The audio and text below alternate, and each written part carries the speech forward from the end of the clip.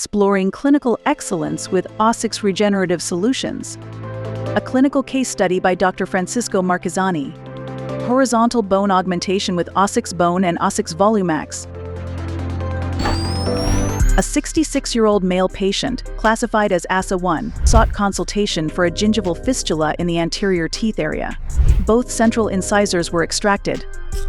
Implants were immediately installed, followed by horizontal guided bone regeneration, soft tissue improvement, and provisional placement.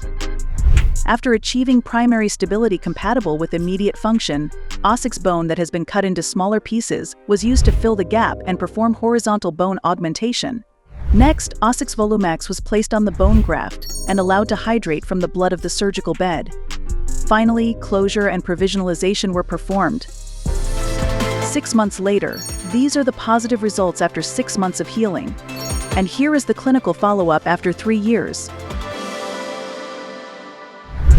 OSSIX Bone increases the amount of vital bone over a 4-month healing period while it doesn't leave residual graft particles.